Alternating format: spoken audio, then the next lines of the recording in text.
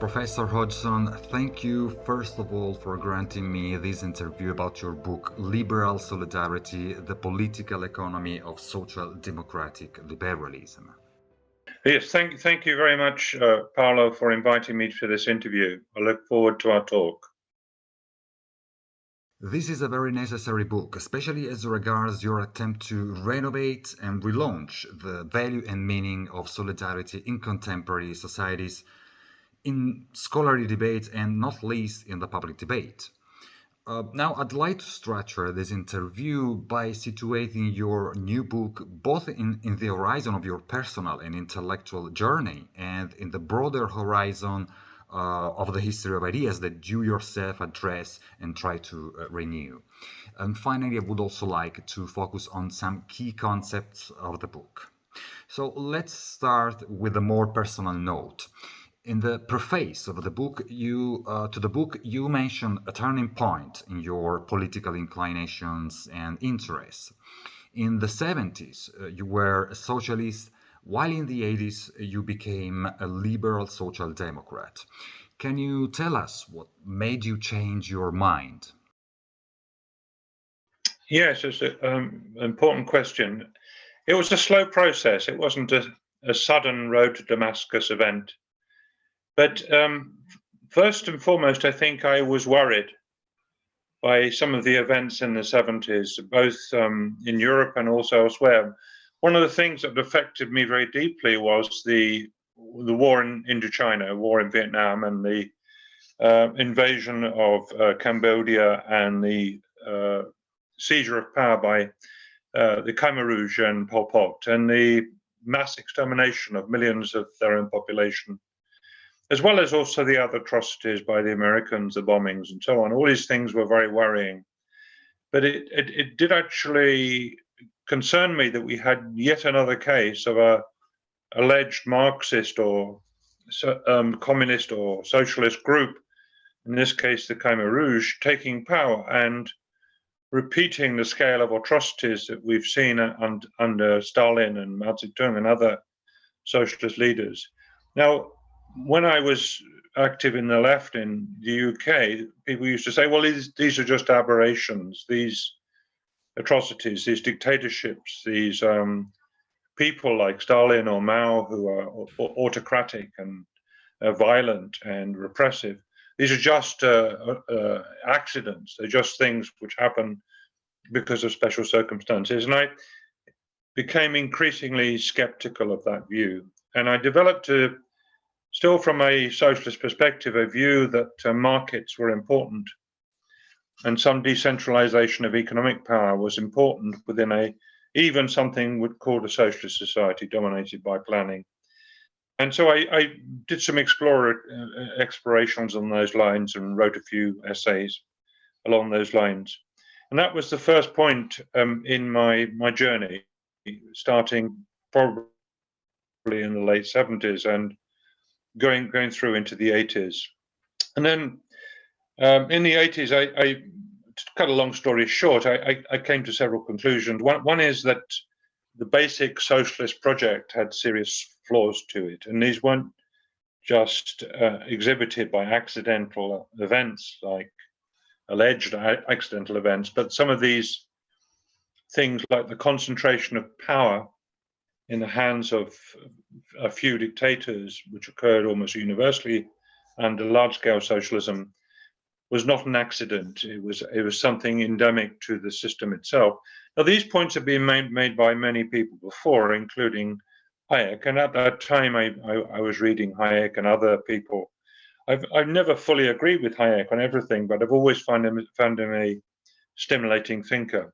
And I've already come to the view that some kind of markets and some kind of decentralization was necessary. And I was keen then, and I am still keen now on things like worker cooperatives, because they offer modes of cooperation at work and ways of people working together in a cooperative manner within a market economy. And I still take that view, and that's also historically compatible with liberalism, if you see John Stuart Mill and such others. So that became a strong view, and even reinforced view, and that's continued with me to this day. So I think it was a slow process of rediscovering a stream of thought within liberalism, of which John Stuart Mill is a part. I have some criticisms of Mill in the book, but I think his sort of left liberalism is quite clear from his writings, while at the same time emphasizing the importance of human rights and human liberty. And for me, that had always been a concern. I'd always been concerned about human rights. But like many on the so-called New Left in the 60s and 70s, we pushed the idea of human rights, but we didn't really question whether socialism in traditional forms challenged those. And I came to the view that they did, and we had to basically promote a mixed economy with elements of state intervention and regulation, and also strong elements of competition and markets. And just to finish this discussion, because I could say a lot more about this, but what I found in the 80s in particular was a strong reaction against traditional socialists, not just Marxists, but also people in the Labour Party and so on, who simply did not like the idea of private property or markets. And that's my view has become stronger on that over the years. And for more than 20 years, I've been arguing that markets in a complex society, a complex economy, are unavoidable. And private property, as long as it's not too unevenly distributed, is also an important component of our society. So that basically sketches the transition in my thinking over those decades. Two distinct questions about your intellectual path and the background of the book. The first one is, to what extent has your very long and in-depth reflection on institutional evolutionary economics has been decisive for liberal solidarity? And the second one has to do with the fact that since this book is the third and last in a sort of political trilogy, the previous two were Wrong Turnings, published in 2018, and Is Socialism Feasible in 2019. So would you agree if I labeled liberal solidarity as a manifesto for a new third way? I'll answer your first question first. I think any social scientist will have views about the world and what's wrong with it and what could be better in it. And we may differ on those views, and there's differences of opinion. And but I've always held those views. But for me, for a long time, I was concentrating on developing institutional economics, institutional theory, and paying less attention to politics and to active politics. I was a political activist in the 70s, as you already indicated, and I'm not so much an activist these days, but I'm writing more about politics. The trilogy you mentioned was a political trilogy, which was triggered really by events that happened globally around about 2015, 2016.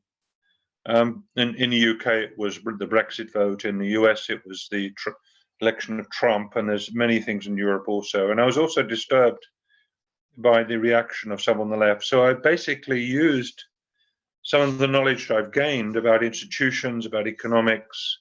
I'm influenced by Keynes, for example, a great liberal economist. And my thinking about these things has come into the book.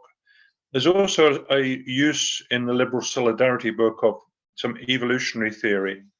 I had been working on evolutionary theory in the social context, the application of evolutionary ideas to social change, for a long time, from the 80s, the mid 80s roughly. That application of evolutionary ideas to social change has been very important for me. And what I discovered was a literature which actually showed that the canonical assumption in much of economics that agents are simply self-interested has not a strong evolutionary basis. There's strong current of theoretical and empirical work on evolution, which shows that people have moral distributions and moral inclinations and moral tendencies to different degrees, but they're there. And this goes back to Darwin in The Descent of Man, where he talks about precisely this and about the importance of cooperation. So a great bringing together of two streams of thinking. On the one hand was this evolutionary thinking about cooperation, and also the political issues at the moment, where some groups, even some people calling themselves liberals, were proposing a very self-centered, selfish view of human agency, and part of the book, as you know, is to counter that. The second question was could you repeat the second question? Yes, I was asking, would you agree if I labeled liberal solidarity as a manifesto for a new third way? Yes. Okay. Yes. I don't like the term third way. Okay. Some people still use it. The reason why I don't like it is because Tony Blair used it, and in a very disappointing way. I mean, I think he could have used it more creatively and more distinctively, but it ended up as basically a mush of ideas. And even people like Tony Giddens, the sociologist, who tried to write on this, I think really ended up with something which is very imprecise. It's much more than saying we want a mixed economy, which some people would say what the third way means. Yes, it's unavoidable. All economies are mixed. So promoting a mixed economy it's important to recognize the reality of complex economic systems by acknowledging the inevitability of some mixture. But it's much more than that. It's also about this view of human nature as combining elements of self-interest with elements of morality and dispositions to cooperate. And it's more multidimensional, I think. So some people might describe it as a third way, and it won't upset me, but I prefer a different label. It is, in a sense, the book is a manifesto, and there's many things in the book which I really, if I had more space, I would have talked about more. For example, the international dimension. The book just skips over that, and global issues about global citizenship and all these big questions which we need to address are also important for liberalism and for any political philosophy, and they're really pushed to the side. So in a sense, it's an opening statement, if you like, a manifesto for an approach to politics which learns lessons from the last 100 years and yet offers a progressive way forward for humanity in the current century.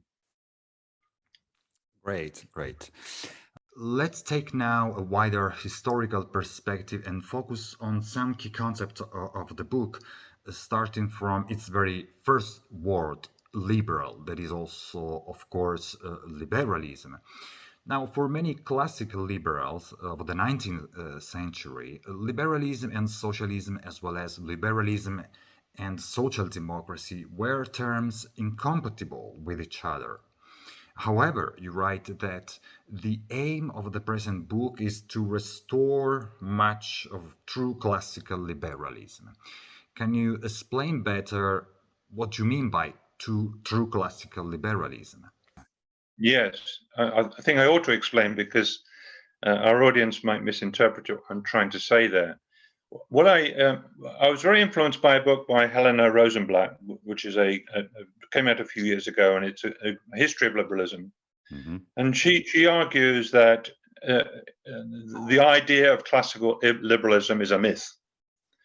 It's a kind of, what's contained in that myth by people who use the term either positively in advocating what they call classical liberalism, or negatively and distancing themselves from it, is an idea of liberalism which is ultra-free markets, ultra-individualistic, and does relatively little expression of moral solidarity or moral cooperation in the book, in that approach.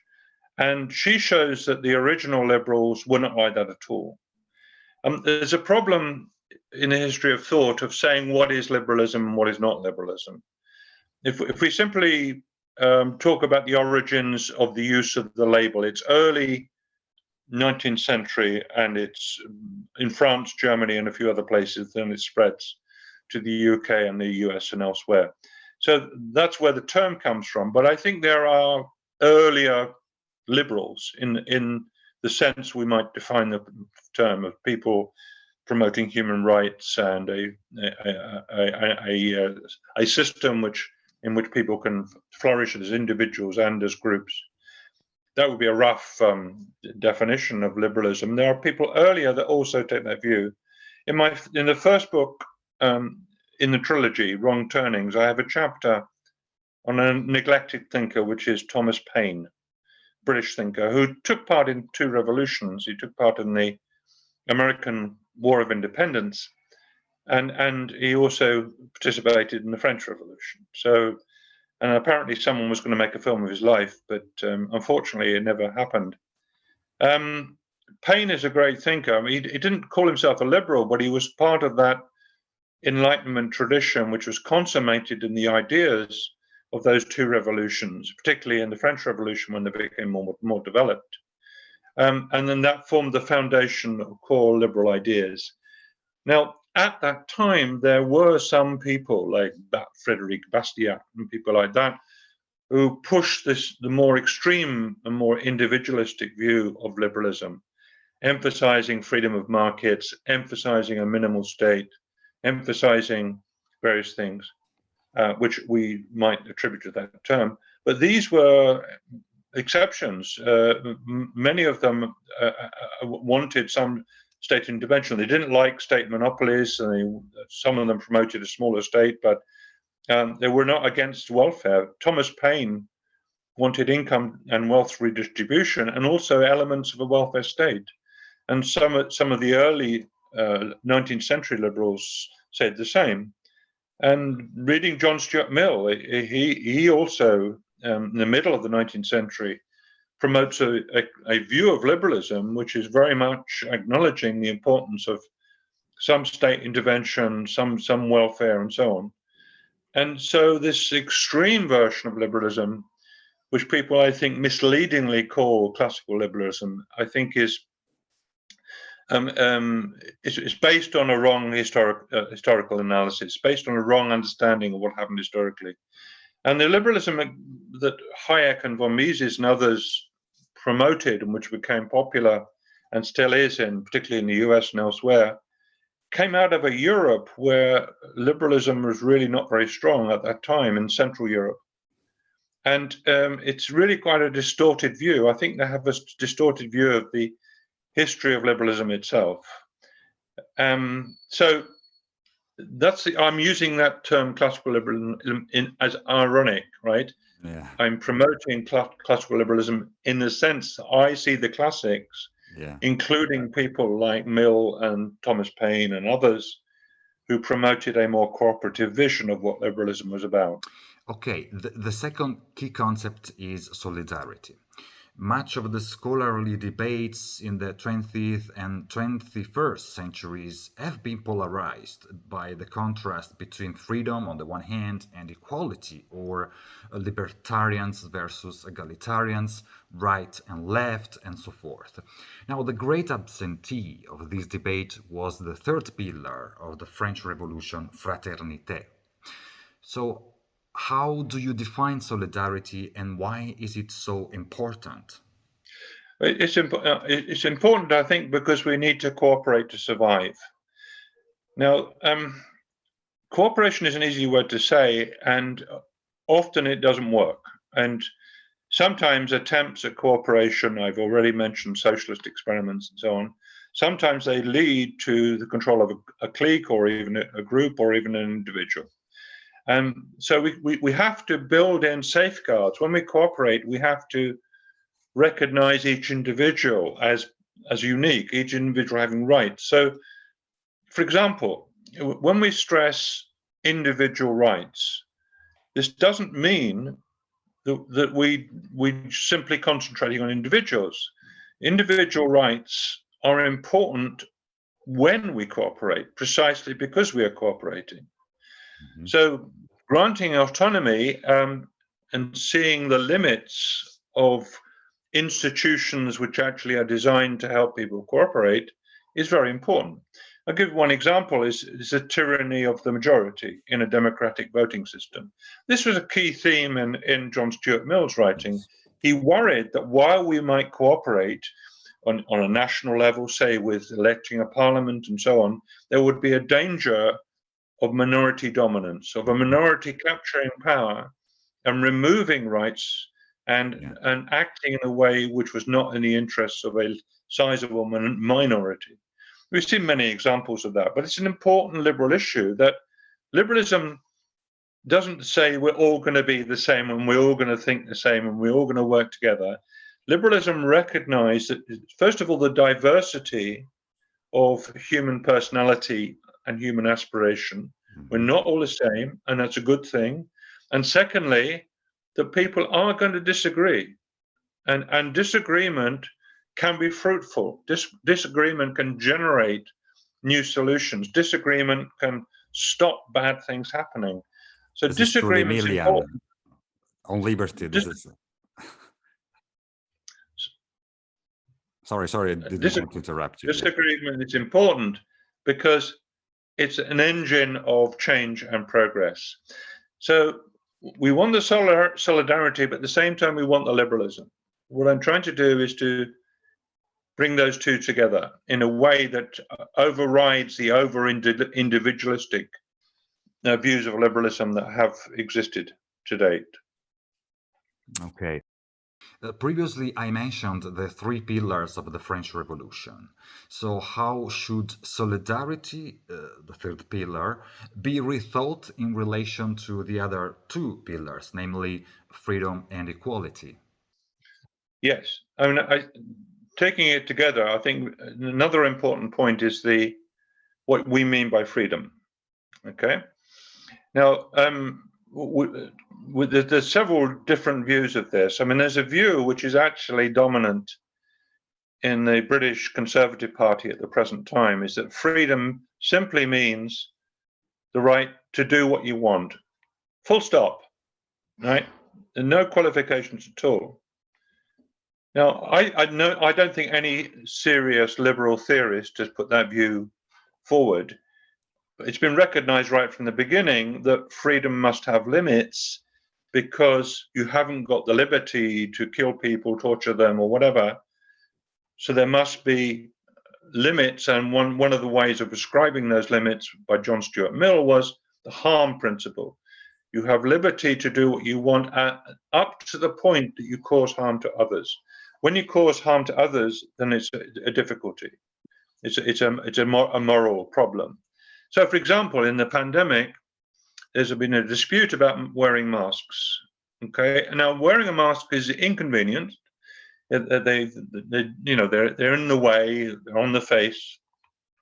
So, the first kind of liberal would say, well, if you don't want to wear a mask, don't wear a mask.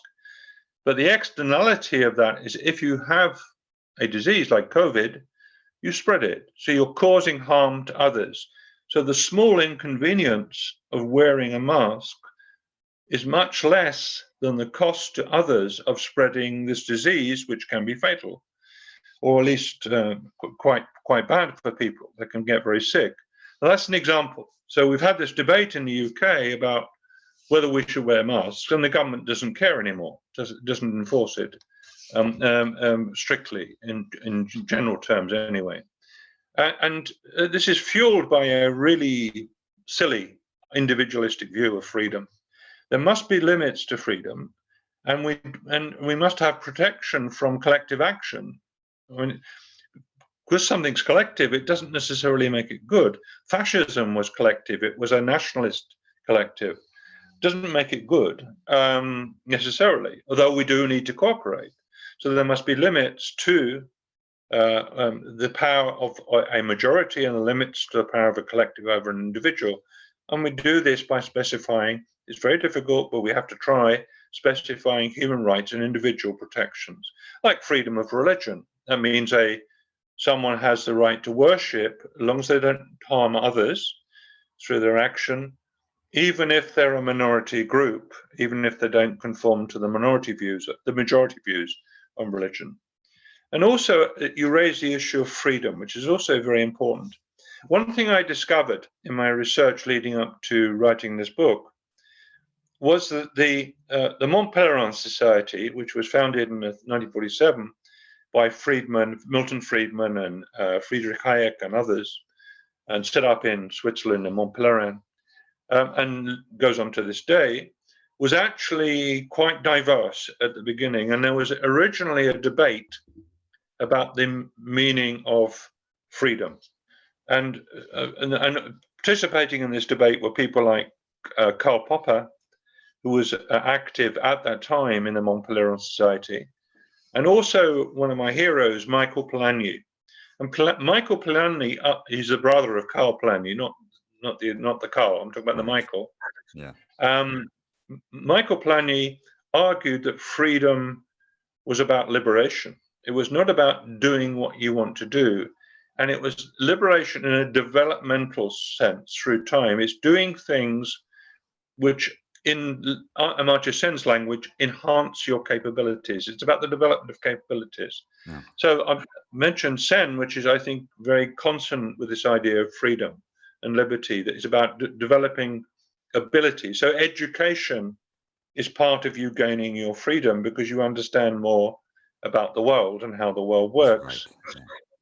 Yeah. And this view was quashed within the Mont Pelerin Society by Hayek and Friedman, who basically said, we can't go on arguing this forever.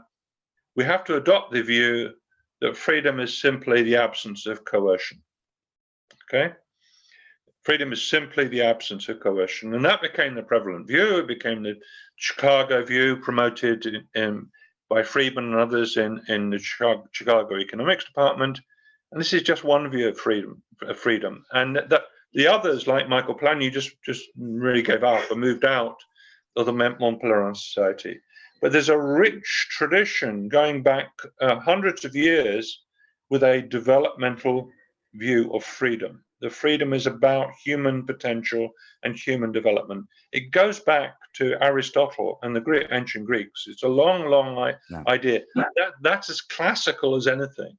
Okay, so when I'm ironically saying I'm kind of a joke, I want to revive classical liberalism, it's those classical ideas which I think are important, which have been overshadowed by these selfish, individualistic ideas. I see. So there is the last link that is still missing between solidarity and equality. So what do you think about, I mean, how are they related to each other, or how can they reinforce each other? Solidarity and equality. Inequality, yes. Well, inequality, we now know, there's been some good studies of this, has a number of deleterious effects on society. No, I mean equality, sorry, not inequality. Inequality, so I was thinking about the three pillars. So we have been talking about solidarity and liberty, and now I was wondering about solidarity and equality. Yes, I'm saying that inequality has bad effects. So reducing inequality, which is the slogan "More Equality," should be part of the liberal project. As you say, it's in the French revolutionary slogan, liberté, égalité, fraternité. And it's the reason why it's a part of it is because it's part of, first of all, enhancing opportunity. By giving people the resources they need. And we used to have the term equality of opportunity. We can never get absolute equality of opportunity, but we can try and strive for more. So that means political actors, people, when they consider political decisions, should look at the problem with people in deprived areas and people who are excluded from society. That's very important. And the other aspect of equality is equal rights. So it's partly a aspirational thing about rights, and everyone has a right to habeas corpus, that not to be imprisoned without due process and all this sort of thing. These are very important rights that have been promoted for hundreds of years, and they apply equally to everyone. Again, we have a terrible discourse in the UK at the moment where people are saying we want to remove the Human Rights Act. So the response to that by people on social media is to say, well, what rights do you want to remove? And of course, they've got no answer.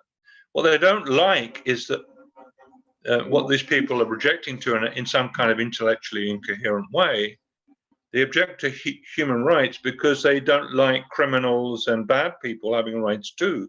But equality means that criminals and bad people have rights too. It doesn't mean they're not punished for breaking the law, but they have rights. They have rights to due process, defense, not to be tortured, to be treated humanely, and so on. Everyone has rights, including bad people and including criminals and including other people we might not like. So that's another aspect of equality. There's economic equality, which is never going to be absolute, but we have to diminish the extremes of poverty and riches alongside each other, as Thomas Paine said more than 200 years ago. And we have to work towards a more equal society in that respect. And also we have to sustain equal human rights, rights of the individual. The introduction of liberal solidarity opens with a high-sounding quote, which is a quote taken from the United Nations Universal Declaration of Human Rights, Article 29, written in 1948. And the high-sounding quote is, "Everyone has a duty to the community in which alone the free and full development of his personality is possible."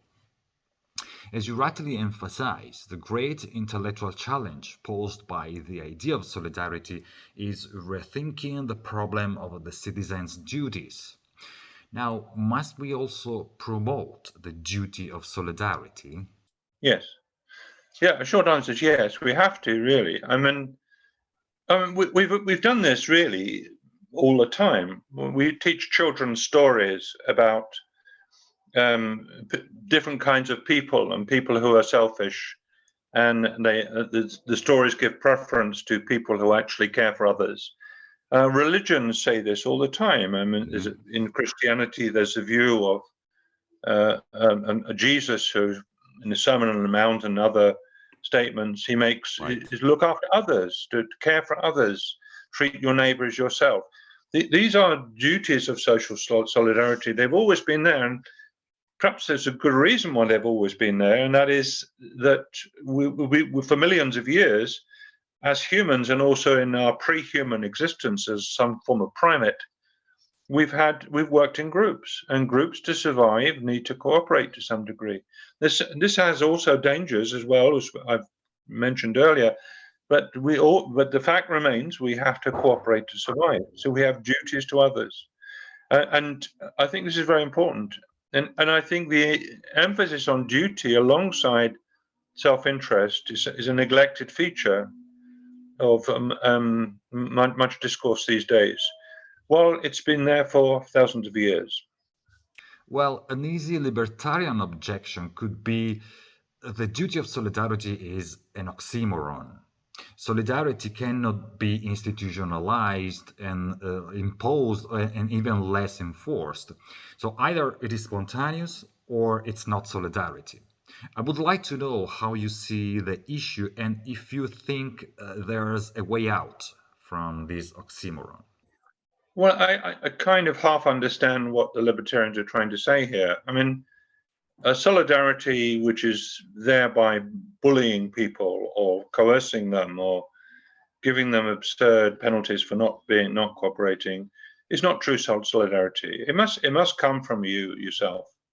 Now, I'm not anti-utopian. I mean, everyone has different aspects to their personality, and we all have elements of self-interest, and we all have, when we're distressed or in difficult circumstances, we sometimes will look after ourselves or our immediate family and not consider others so much as we should do.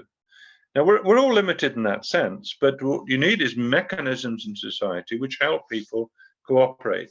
Now, if it's done by coercion, then it won't work so well. It needs, the best way to make it work is to convince people about that duty. Now, take an economics example, is the propensity to pay taxes. I mean, every country has a discussion about the tax rates, how big they should be, income tax included, and whether or not they should be reduced. Again, in the UK, the Conservative Party is wanting to reduce them somehow, as if that's intrinsically a good thing. I think the recognition that what taxes are meant to do, at least, is to provide for a social infrastructure and a social safety net and a welfare system and communications and transport and all these things which are necessary. Education is also should be mentioned here, are necessary to make society work and provide freedom for all of us. Individual freedom is not possible for one person without the cooperation of others, and those others it's better if they're educated, better if they have a fuller understanding of what's involved. So we're not coercing people to develop, we're trying to create the conditions under which people can develop, and to understand why there may be some resistance to it, and to try and deal with that problem in an uncoercive and sympathetic way. So I think the libertarian fear is an exaggeration. It's an exaggeration because the processes we have of socialization in society are important, and we have to make those work well, and we have to avoid coercive solutions. Yeah. I mean, there's a difficulty there, obviously, because if people don't pay taxes, they may be punished. But that's a duty of government to actually act responsibly, and to persuade citizens that, in a spirit of solidarity, that the taxes are going to good use. In a lot of countries, that's not effective. But the best example of cooperation with high tax levels is the Nordic countries in Northern Europe, Sweden, Finland, Denmark, Norway, and they have high levels of taxation, but also a greater sense of solidarity that the taxes are being used for beneficial purposes. That's right. Okay, well, the libertarians' objections usually refer to the distinction between a third or voluntary sector and welfare state. That is implying that the first is a form of more spontaneous solidarity, while the welfare state is a form of coercive solidarity, being based on taxation. But anyway, I think you clarified the point, so let me go ahead. It seems to me that another strength of liberal solidarity is your attempt to clarify an ambiguous, very problematic, and very much discussed concept, neoliberalism. Neoliberalism is accused of being the cause of all past and present evils, and is often used in a sort of purely ideological way, as you rightly emphasize, especially by market detractors. Indeed, you point out that this story of neoliberalism doesn't tell the whole truth, since in most developed countries, the presence of the state has greatly increased rather than decreased. For example, in terms of state regulation, welfare state expenditures, and taxation. So, what is the real problem with so-called neoliberalism? Well, the first problem is that people can't agree on what it means. This is a serious problem. I mean, I have lots of colleagues in academia and also friends who use the term neoliberalism and say, we don't, there's been too much neoliberalism, there's too much of this. And what they're pointing to is some kind of basically Chicago type, Milton Friedman type ideology. But as you've said, I say in my book that the state has not not reduced. I mean, Margaret Thatcher was in power for 10 or 11 years, and she didn't reduce the tax burden. She wanted to, she didn't. I think modern economies are too complex to be subject to these sweeping simplifications. One thing that really troubled me about the term neoliberalism is that not only that there's no commonly accepted definition by the so-called critics of neoliberalism, but also some of the definitions prominently quoted are really quite absurd. I mean, I mentioned David Harvey. He wrote a book called A Brief History of Neoliberalism. And he identifies Deng Xiaoping in China, who came to power in China after the death of Mao. And Deng Xiaoping as one of the first neoliberals. So neoliberalism is so bad and so sneaky that it infiltrates socialism as well. Again, other people have said something similar. And it's so bad that what they did in China was to introduce markets. And this is what David Harvey says. He says that the introduction of the markets was a bad thing in China. Therefore, Deng Xiaoping is a neoliberal. Now, if Deng Xiaoping is a neoliberal, or was a neoliberal, and the introduction of markets is neoliberalism, then neoliberalism is the most successful policy in history.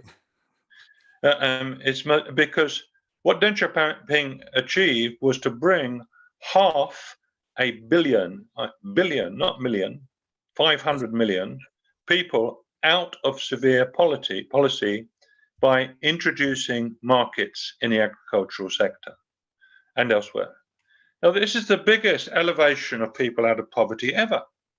So when China turned to a market economy, when, according to these critics, became neoliberal, China developed hugely, and this was the beginnings of China's huge, massive growth takeoff through the 80s and 90s and up to now.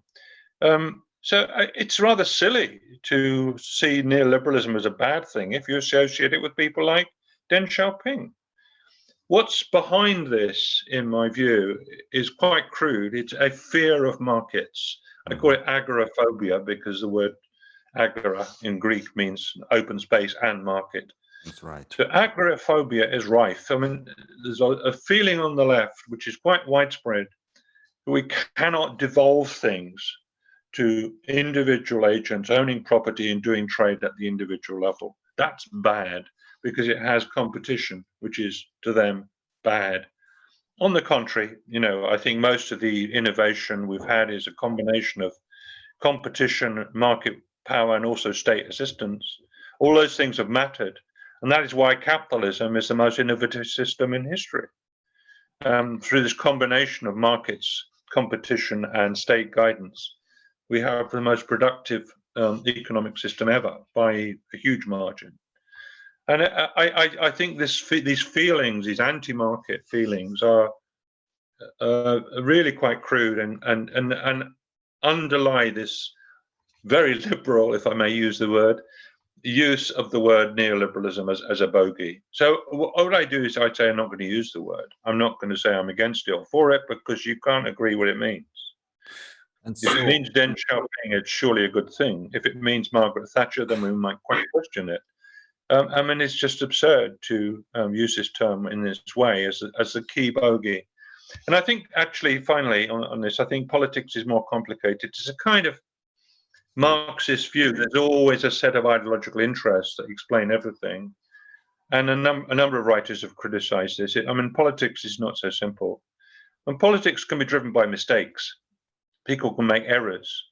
When the people voting for Brexit in the UK believed that it would improve the economy, I think that was a big mistake. It didn't. I think the evidence is now beginning to mount up against it.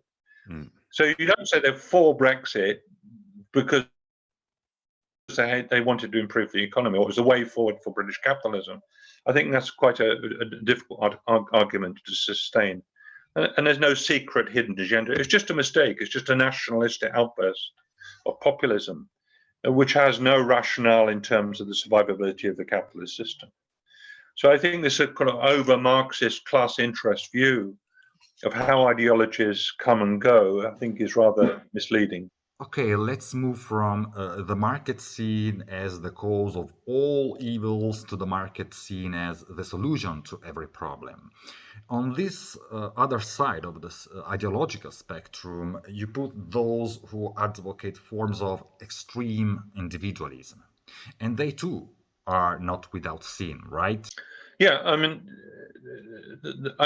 we've discussed already, there's a spectrum of views here.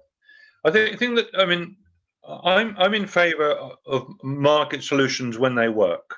Okay. I'm in favour of limited state intervention when it works. Okay, so it's subject to experiment. What works, and we find in modern developed capitalism, even in the US, that it's often a combination of mechanisms. And if markets are going to be introduced, you often have to regulate them. You have to stop adverse outcomes happening. There's some recent studies which show, for example, that the market system in America has led to a huge concentration of corporate power in a few large corporations. Now that is not a free market. That is not a competitive market. So markets can lead to outcomes which are against the principles and ideology of those that advocate markets.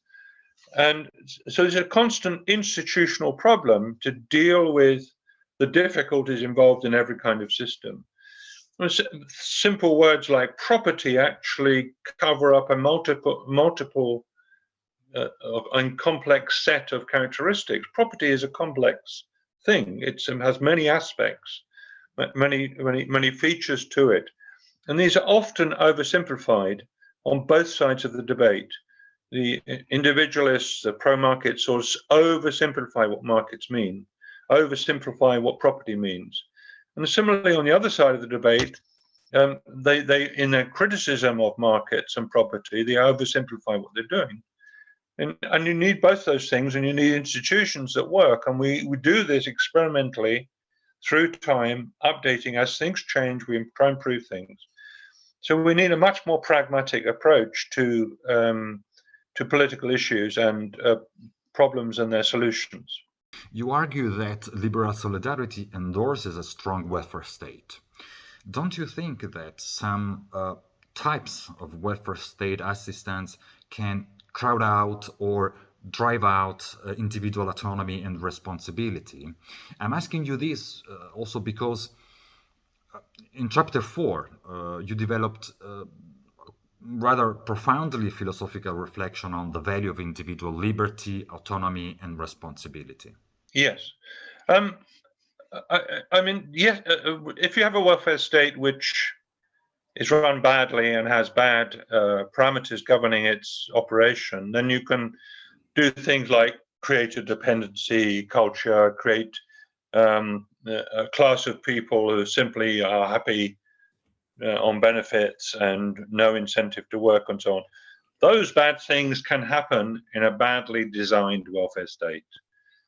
And we have a lot of experience of welfare states, and a lot of welfare states work better than others. So we have to avoid the pitfalls. Again, I would point people to the Northern European, Nordic countries, where welfare states, by most criteria, work relatively well, and pretty well compared with many other countries. If I may give a personal point here, I mean, in Britain, we have something called the National Health System, NHS, which is a large and very complex organization, which includes elements of private provision as well as state-run provision. I recently had cancer, right? I was under chemotherapy for much of the earlier part of this year, and I've recovered. Now, the NHS is under a lot of stress. It's underfunded. It has an underfunding problem, which is not just its own fault, but it's a fault of actually more people getting older like me, and treatments being available for diseases and so on. So it has all sorts of big macro and micro problems.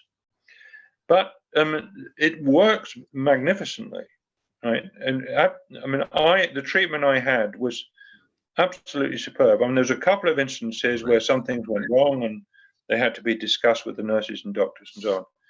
But it actually worked magnificently, and there's a lot more needed to improve it, but we have a very good system. Doesn't mean it doesn't have to change. There are some structural problems which have to be addressed. I've written a bit about this in a couple of articles. But I don't see it cramping autonomy. On the contrary, I think what it provided, it got me better. It got rid of my cancer, which is an enormous thing, and I didn't pay at the point of delivery of those services.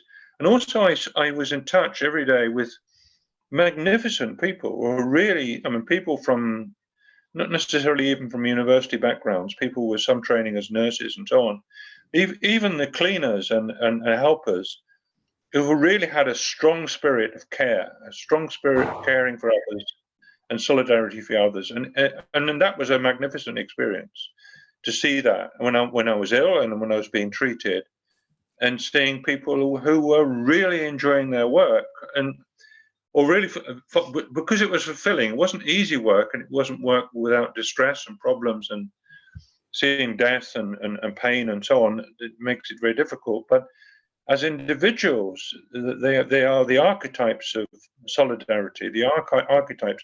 And as individuals, they're also developing themselves. They're becoming, enormously talented and fulfilled human beings by doing this kind of work. So I don't see the demon here. I don't see the problem.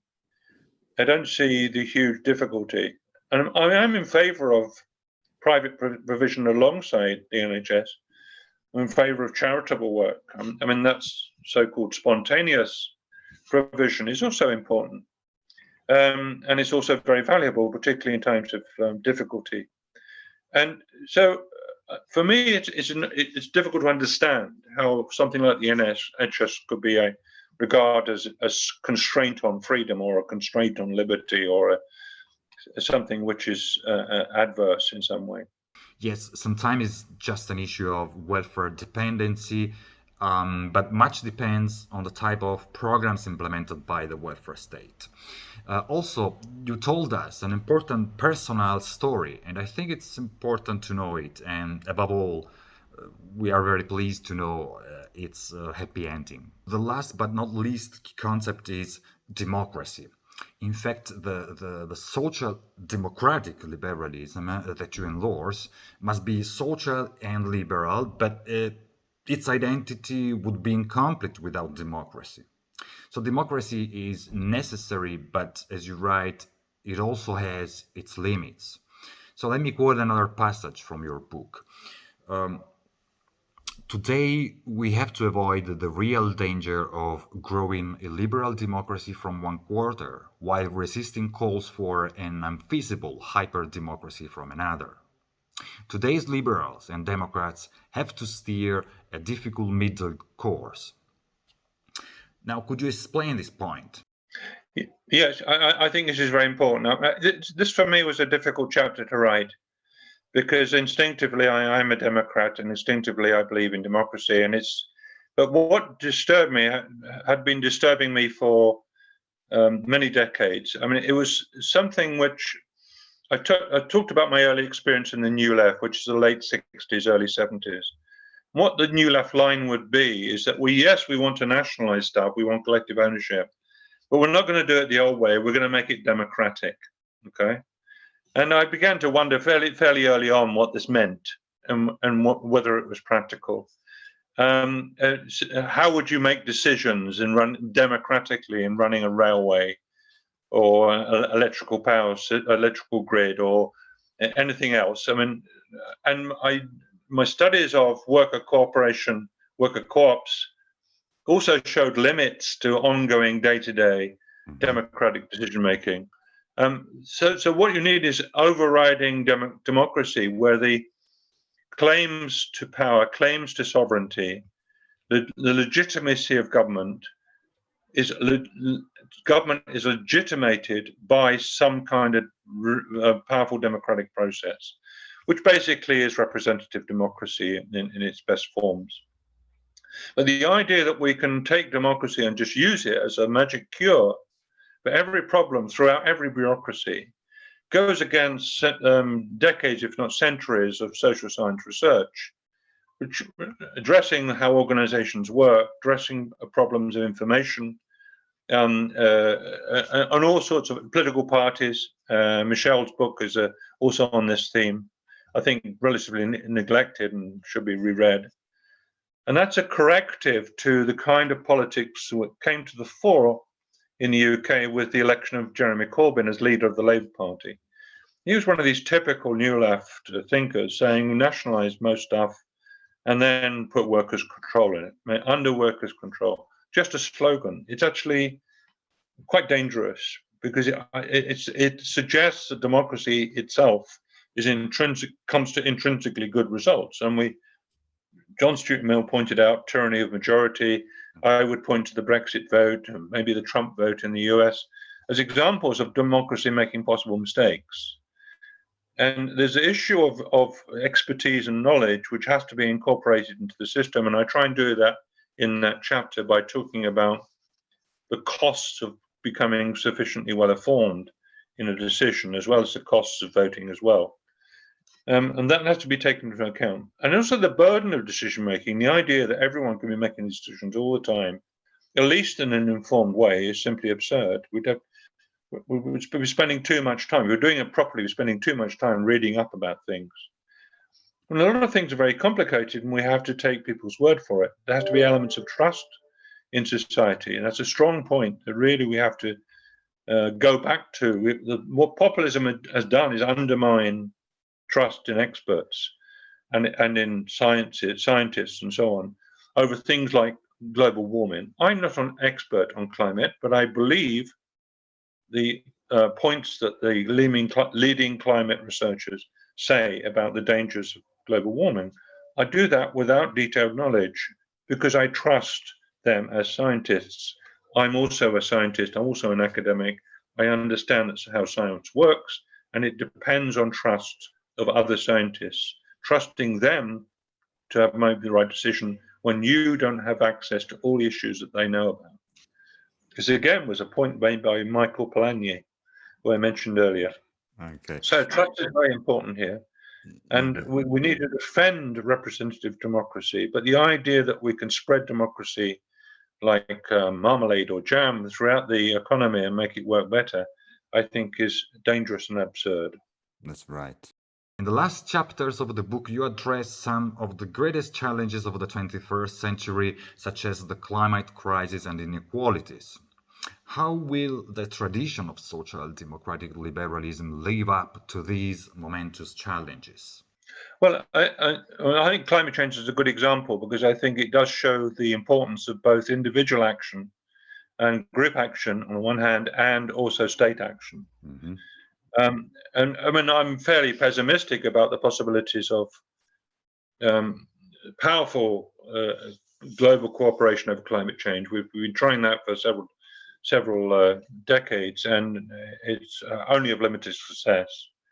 And it breaks down when President Trump leaves the Paris Agreement and so on. So we also need more local action. Alan Ostrom used to argue about this sort of polycentric approaches to policy solutions. We have to experiment with those, and we have to look to our own behavior about minimizing the harmful effects in our own backyard about that might lead to global warming or exacerbate global warming. And we need community action as well. So all those things have to be done. So relying simply on one or the other, I think, is wrong. Relying simply on individuals to deal with it or markets to deal with it, I think, would be mistaken, as I say in that chapter. And also relying simply on the state to solve the problem would also be mistaken. But it links with democracy, though, because there's strong evidence to suggest that the countries act most forcibly on dealing with pollution and climate change are those with democratic representation.